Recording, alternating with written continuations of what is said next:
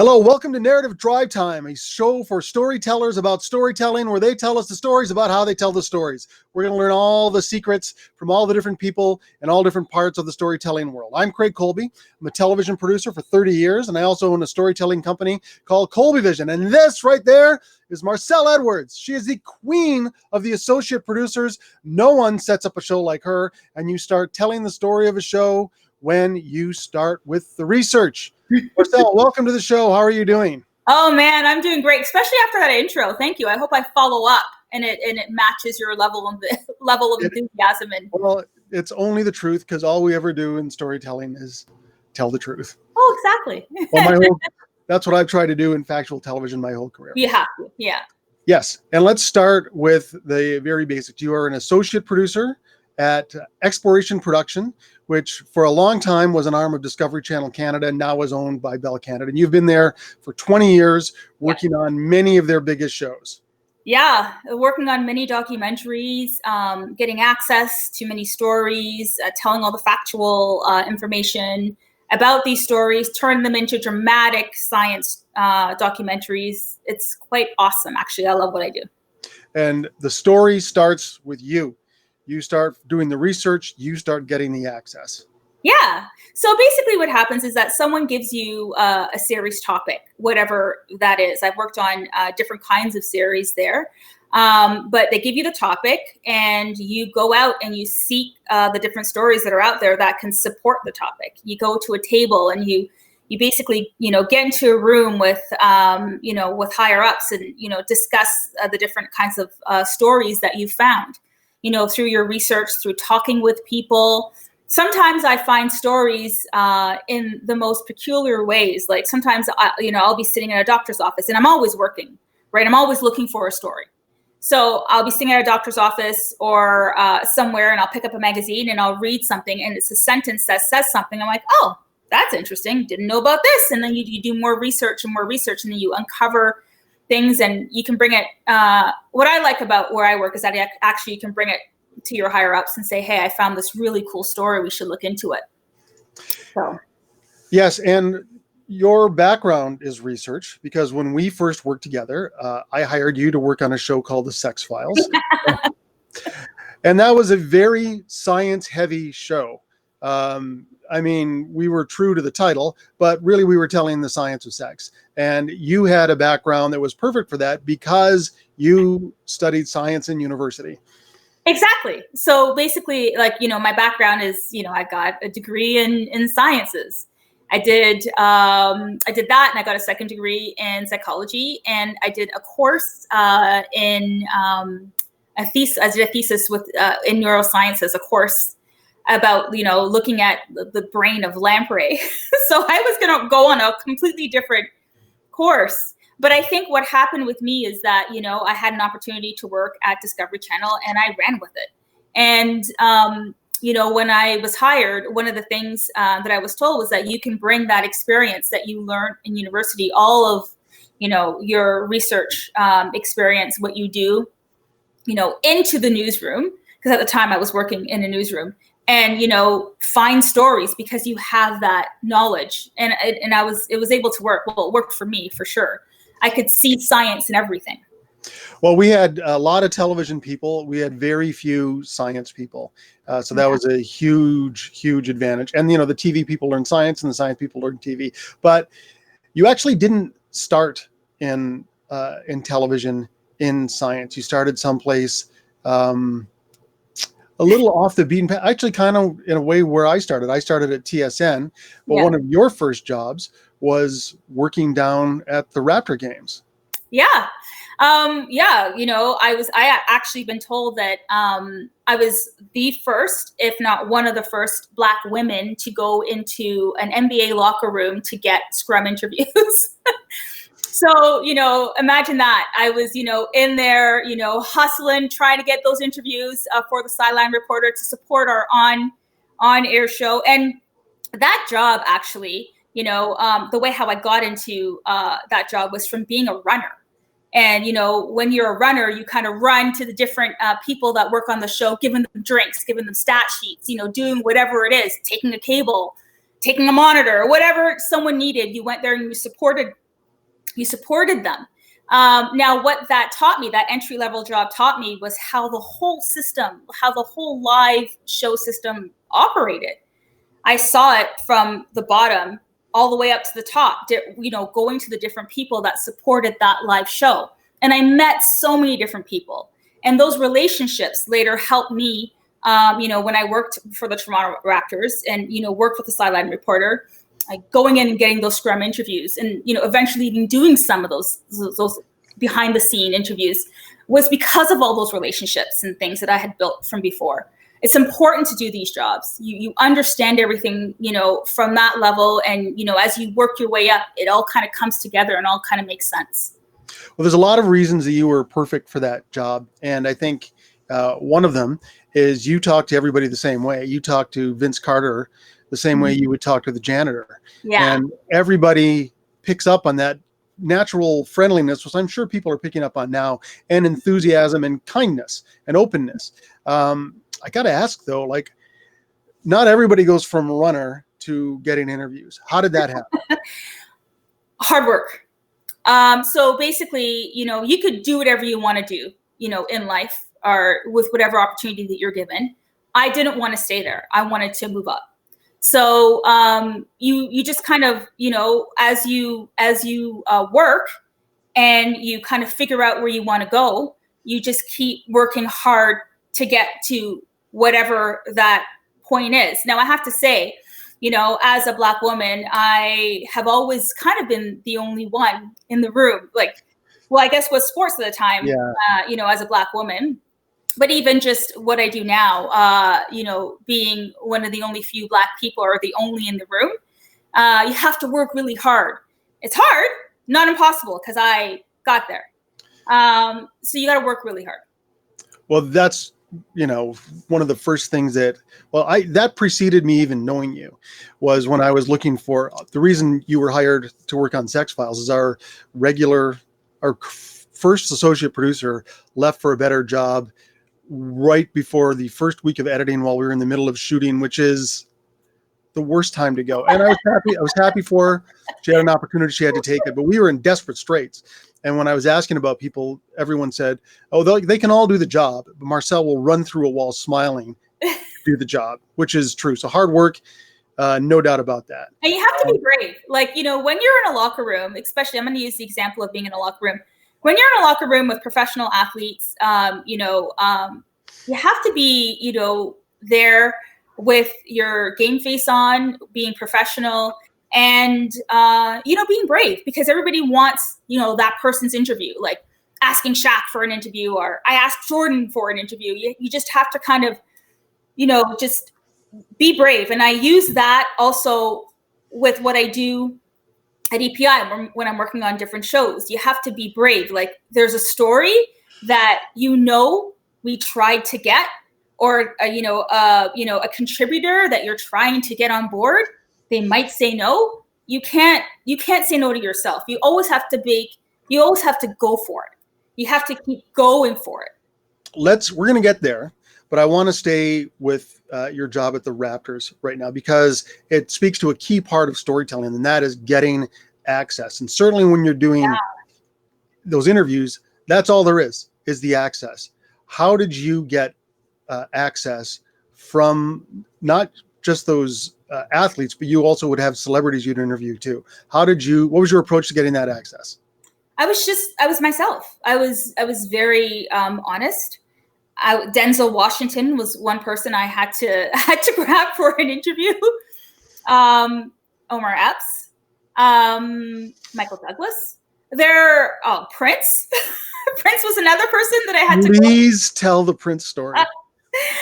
Well, I was told that Prince was in the building because, we all know he likes basketball. I mean, who wouldn't, right? It's the greatest sport.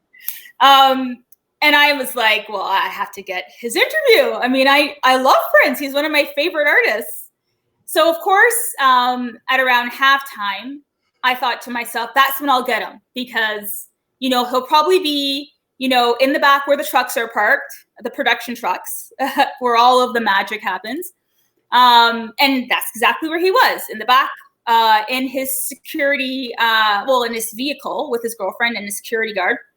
And I called the security guard over and I said, listen, I need to get an interview with Prince. I really need to talk with him.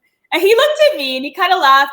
And he's like, he's not going to say yes. And I go, well, you know what? I'm not going to back down. I need you to try for me. I need you to go and tell him that I saw Purple Rain 1 billion times. I know all of his music.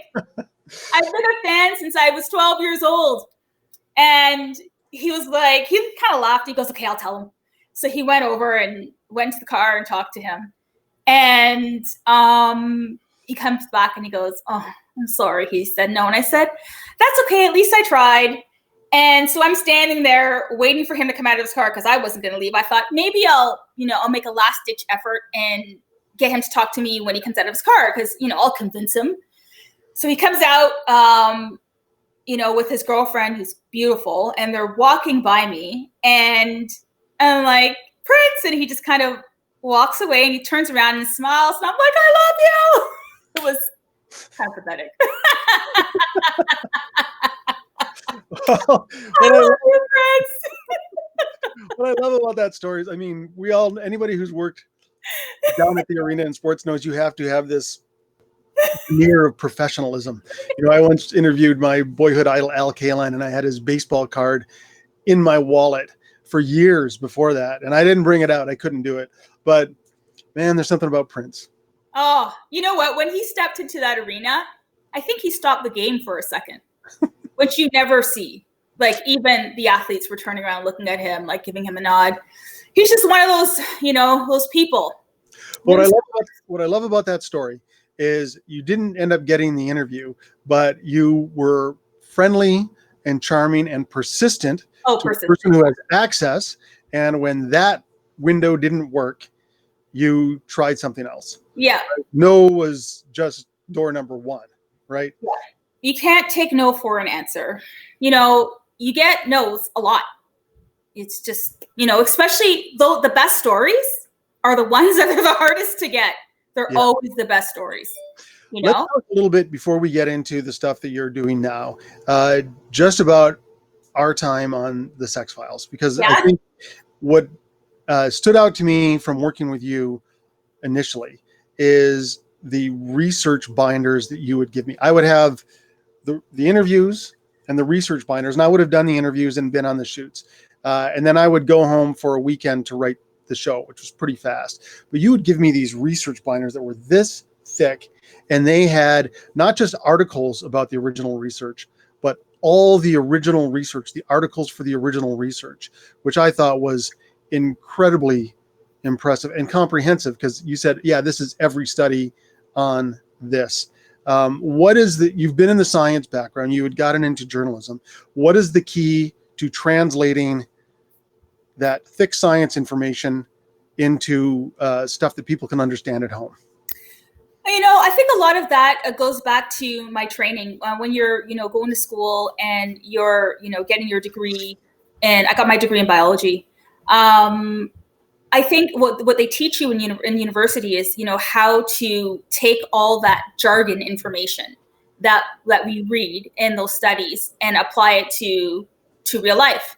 And I think my hardest course in university was a biochemistry course in 4th year, when my teacher said to all of us, can you please write to me how a tree grows, but write it so that a 5-year-old can understand it.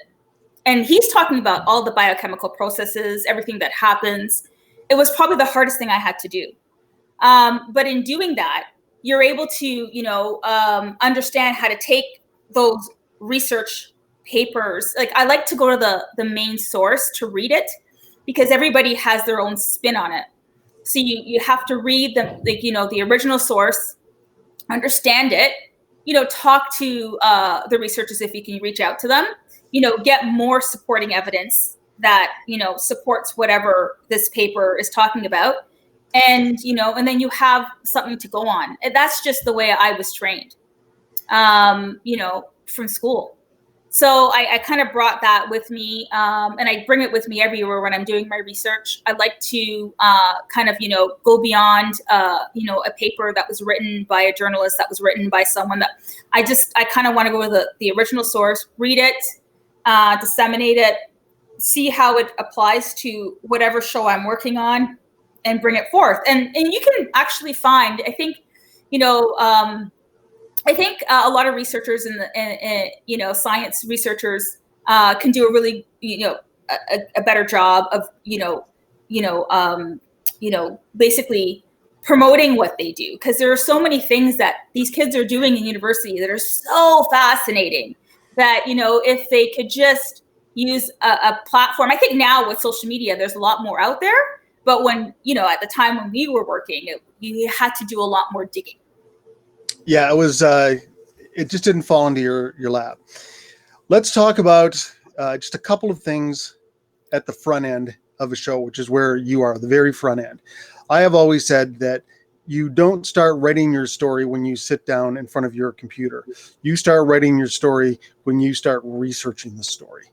So that starts with you working by yourself or working with a producer to decide what it is. When you are in the early stages of research, what are you looking for that tells you have a good story? Well, I think, when I'm first starting to, I'm always looking for a story that can give me some natural drama in it.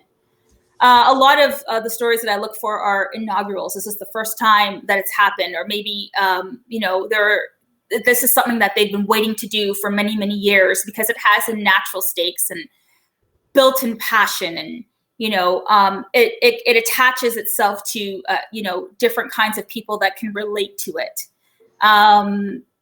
So I always look for those kinds of big stories, or stories that maybe nobody really knew about. When you hear about these stories from I love those kinds of stories, that you kind of find that they're hidden gems. But really, the all of it starts with, when you find that story, you have to build the trust with your contributor. You need that trust. You need them to trust you. Kind of like you're inviting somebody into your home. Like they're inviting me into their home so that I can tell their story. So they have to trust me. And so you have to have that trust and be able to get, and that with that comes the access.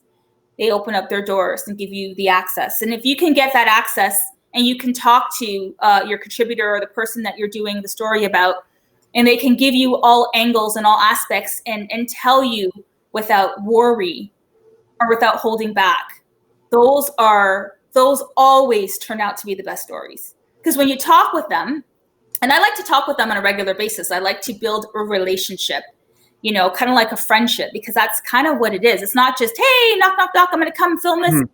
You really need them to trust you. And then they give you things that they would probably not give other people, access. And things like, and if things happen in the field that, we never thought would happen, you need them to give you access on the point, during the moment, in situ, as it's happening, to get the drama as it unfolds and not stop you from getting what that drama is. Right. So the elements you're looking for in a story are things that are new, have never been done before, people haven't seen before, have some natural tension to them. Perhaps things aren't going to go the way that they thought. There's some uncertainty of outcome and what's going on. Tell me about the access itself. Like, what are the keys to getting the access? The key to getting the access is relationship building. You have to, they have to trust you. They really do. Like, if they don't trust you, you're not getting your access. And it starts with your AP or your researcher. I know that everybody has a different structure. Right. But like you contacting these people and forming relationships with them. Just walk me through it. Walk me through the first call, a barrier, and the next call. What is that like? You call somebody up and, they might say to you, sorry, we have 20 other, people that want this story. You can't get it. And I say, well, guess what? I can tell a better story than those 20 other people that you have waiting in line to tell that story. And then they say, how? Why? How? And you give them your pedigree. You let them know the stories that you've worked on, all the things that you've done in the past, what you plan to do with their story, how many platforms it can be on, And you tell them that you're going to tell the truth. Like, I'm telling your story. I'm not spinning anything. It's a science. I work in factual science, factual documentary making.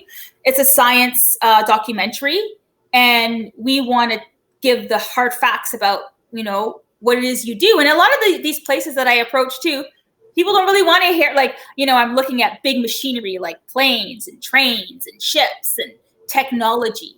And, I want to tell the story of those people that work on the front line that operate these technologies, and, how do they operate them, and how is it that they are able to bring a successful mission forth, and these people don't really get to tell their stories. So, I'm also do all of that access. So you do all of that, and then they say no. What happens next? I keep going. Like, I go around the person who says no, and I go to another person, and I find out all the people that they work with. I find out who works beside the person that I need to get a hold of, just to find out if they're in work that day. Or, I make friends with the people in the office to see if I could, get access to somebody else. Or I go outside of the office and I find out somebody that it could be working with, an ally, and speak with that person and get back in the back doorway. Like, there's many ways to get access. You just have to exhaust them all. And sometimes they get tired of me. They're like, oh my God, just come and film. Right? That's what you want. You are water on rock, right? You're just persistent, just continual wearing down. Someone once said to me, Marcelle, you're riding that horse, you fell off, you got back on that horse, you rode it again, you fell off, you got back on that horse. You got to keep getting back on that horse. I'm telling you, people will tell you no, right? Mm-hmm. People will tell you no, but it doesn't mean you can't keep going for it. Sometimes it takes, years to get the access. Sometimes it doesn't. Sometimes you'll luck out and you'll get your story. Sometimes it depends on the day and you get the right person. You can't block yourself. You can't, because if you block yourself, you're not getting the story. You just got to keep going for it. And so a lot of this is just, you are building a relationship with people and making them not just trust, in your case, making them like you enough to want to give you the access. Now, here's the interesting thing, though, is that my personality, though, I love talking to people and I love making friends. So I am genuinely making friends with these people. Like I'm really genuinely enjoying all of it, wherever it goes. Enjoying that conversation, enjoying that moment, enjoying that exchange, enjoying learning what it is.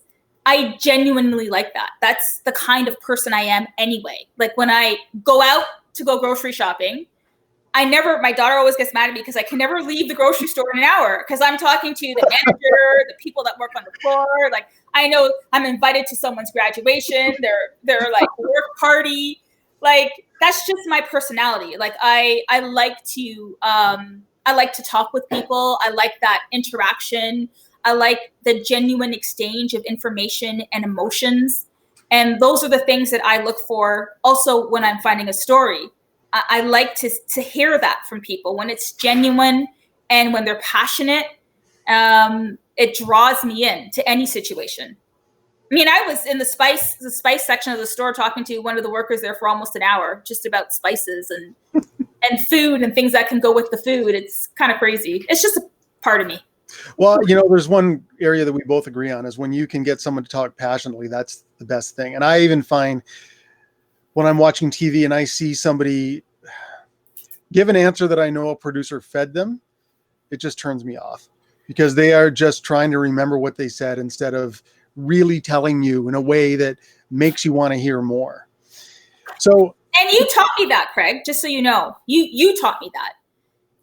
You're my mentor, and you took me under your wing and you trained me, and that's definitely, I still use that method when I interview people. I just want them to, like, when he gave me some pre-interview questions, and I'm like, I just really want you to speak from your heart. It's basically everything that you do on your job. I'm not going to throw you like any surprise questions. If you're an expert, you've been doing this for how many years?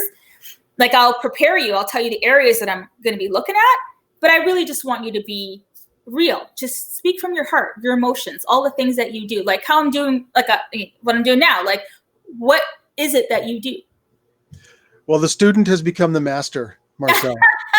And you are absolutely right. I will never give anyone the questions, because all they'll ever do is think about what they want to say. And when you ask them, you can see it going on in their head. Yeah. They will start thinking, okay, this is what I want to say. And then they'll say it. And, you know, if you look at what I'm doing, they're looking off. Even if they're not looking off, that's what they're doing, instead of looking at you and telling you and being engaged by it. So that's our whole process of interviewing. Yeah, and for factual documentary making, you don't want that. You really want that raw emotion, right? I think so. Not everyone agrees with us, but that's exactly what I think. I think that's what lifts your show off the screen, when somebody really feels it. Yeah. That's the thing. So let's just move on to, we got a couple more things to cover. This is just too good. You're all in the front end. You've got everything set up. How much involvement do you have with the directors when you hand it over to them? Oh, I love this. I love this part, because actually, you know, what we've started to do is get the directors involved a little bit earlier. So you bring them in, and the directors, I love it when they come in, because they give you direction. Directors give you direction. Huh? They give you direction on, you know, some of the things that we need to focus on when we're in the field. And, you know, when you're going back to ask your, you know, to set up scenes and stuff like that, because really what I'm doing is I'm trying to, you know, figure out the story beats, you know, that we're doing in the field, present those story beats to my team. You know, you have a showrunner and you have an exec producer, and you present it to them, and you guys, you agree on, you know, these beats, and then, you know, you flesh them out.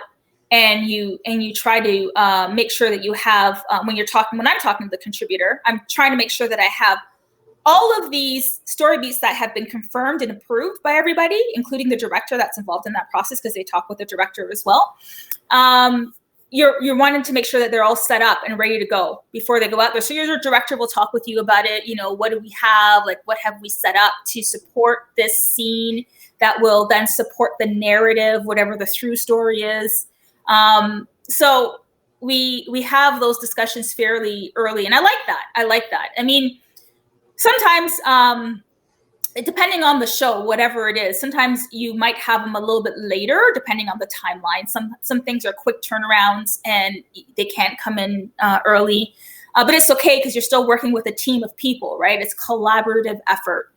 You're working with a team of people who give you feedback. It's a very organic process. You're constantly talking, and you're constantly bouncing ideas off. And I'm constantly talking to the contributor and finding out different story beats to make that narrative stronger, or support the narrative, or just learn about something new that might not support the narrative. And we're like, do we even want to go here? Like, do we want to go here?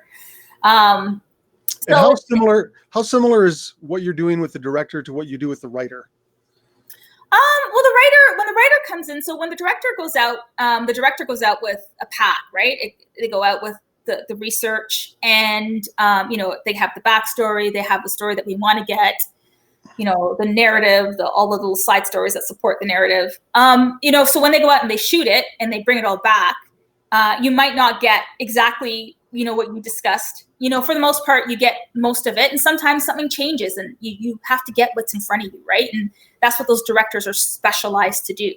Mm-hmm. You know, you bring that back, and then the writer is a part of the process. And the writer works very closely with me, you know, trying to understand, you know, this story beat. You know, sometimes they ask you, how did it come about? Like, you know, what was the thought process behind this? And that kind of thing. They also obviously work with a director who gives them director's notes and talks them through the process, what happened in the field, so that they can understand the events, you know, when these events happened, and how to put a scene together. But the writer and I talk, and we talk about all the factual stuff. Like, I'm constantly checking the facts, you know.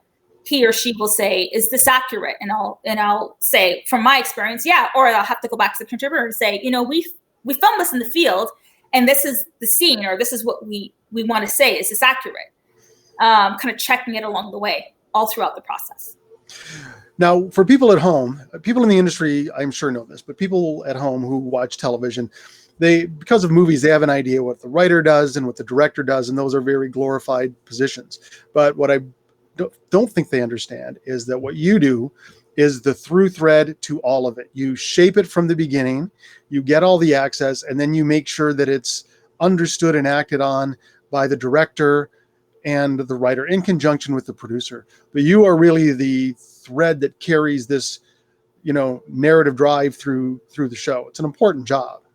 It really is an important job. And the funny thing is that, depending on how many years of experience you have, it's different for everyone.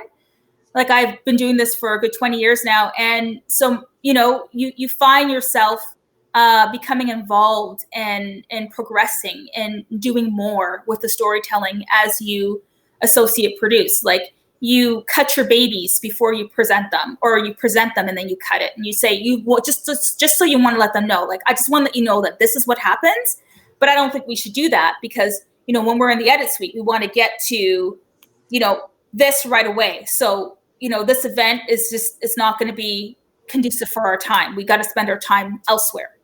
Yeah, and just so people understand, cut your babies means there are little items in the show that you think are going to be great and in love with. And for writers, sometimes it's your best sentence. And if it's just not going to work, you got to get rid of it. And they're your babies because you love them. But, we're all in greater service for the show. What programs have you worked on at Exploration Production? Well, Sex Files was the first one, right, that I worked on. Outstanding. Outstanding work. I'm sorry? Really great work. Outstanding work. Really great work. Oh, thanks. It was groundbreaking, right? The fact that it was explicit, but we were talking about the science of it all. It caused a lot Science with permission. Science with permission. Exactly. A lot of people talking at the water coolers, that's for sure. And then I moved into some of the bigger shows that I've worked on is, Mighty Trains, Mighty Planes is just something that I helped develop, that series. Mighty Ships, Mighty Cruise Ships. Ultimate Access is another one that I worked on. I know that one pretty well. so many shows. But the bigger ones, Mighty Trains, Mighty Ships, Mighty Planes, Mighty Cruise Ships. Those are some of the finer programs that I've worked on that are distributed worldwide. And they're really amazing, amazing storytelling,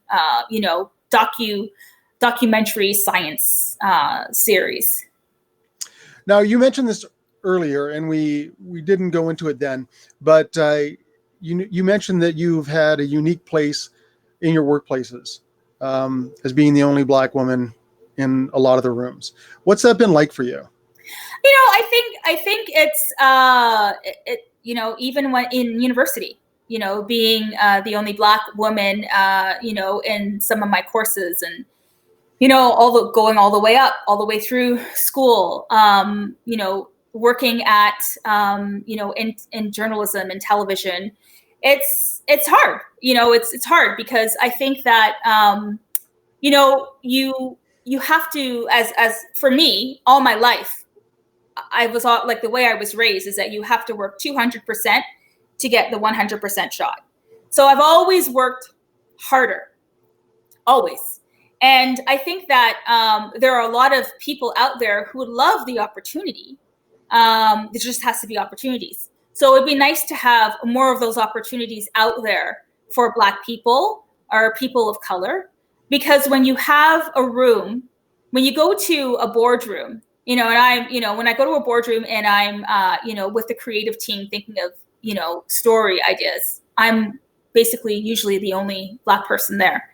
More recently, there's been a couple more people at the table, which is great.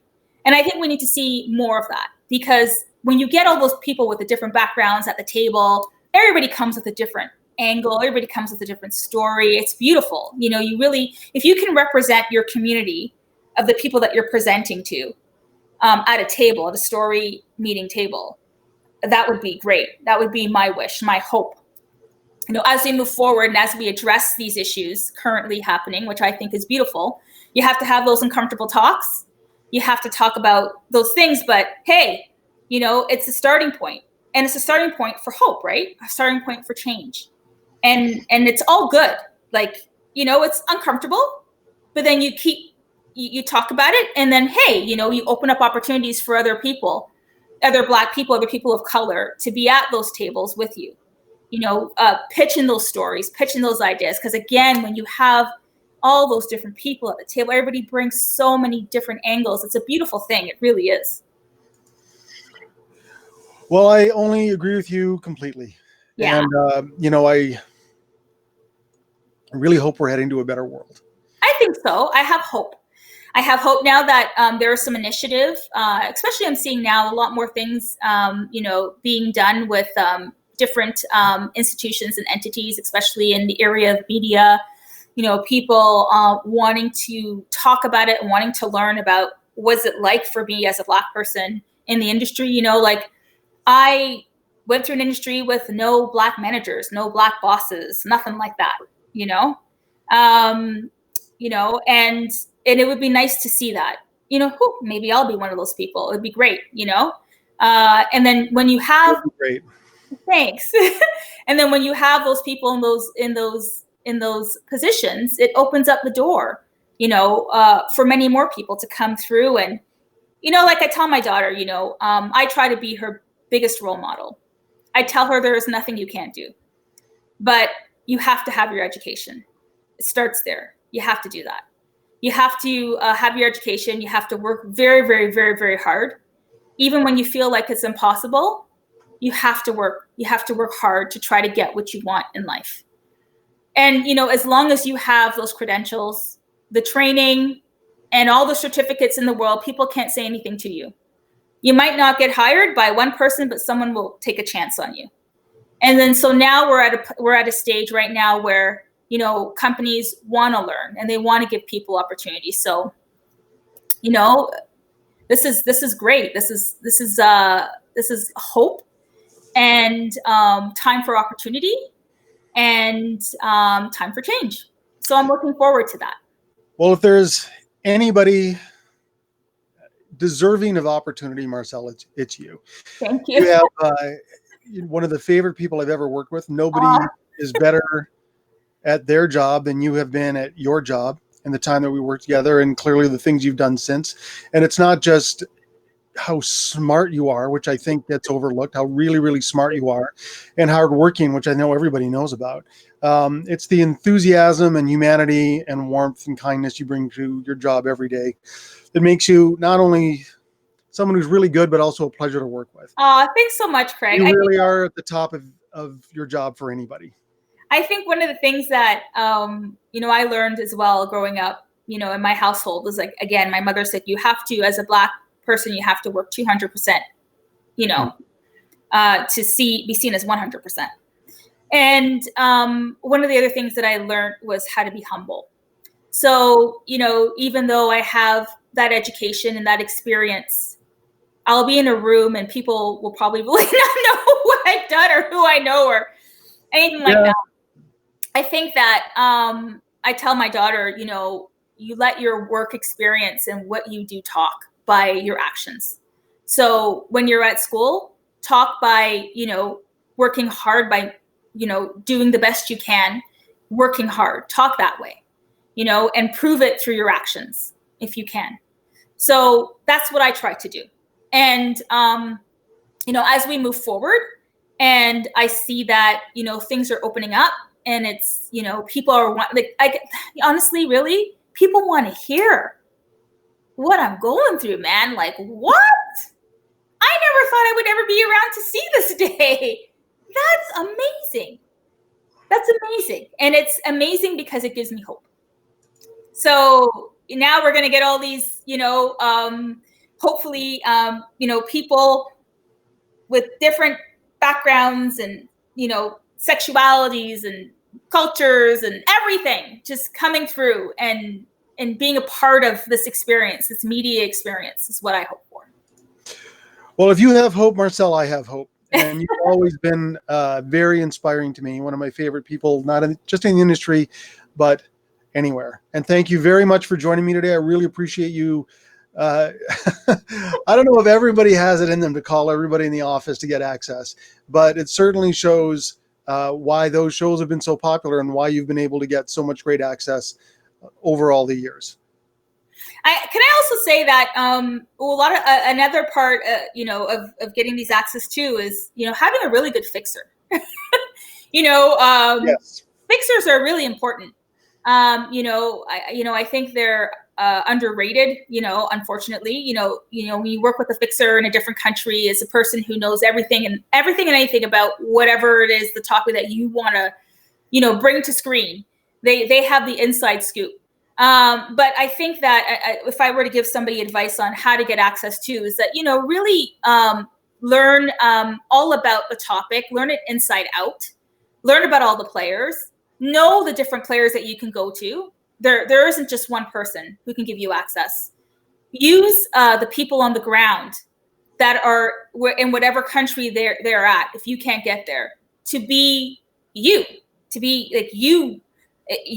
There's a lot of things that I wish I could do that I can't do because I'm not in that country, but the fixer that I speak with every day, is that person to knock down that door. And they use, my direction to break down those doors too. So just learn about all the different, avenues that you can take, all the different players, all different people, and you can get that story. Trust me, you can get it.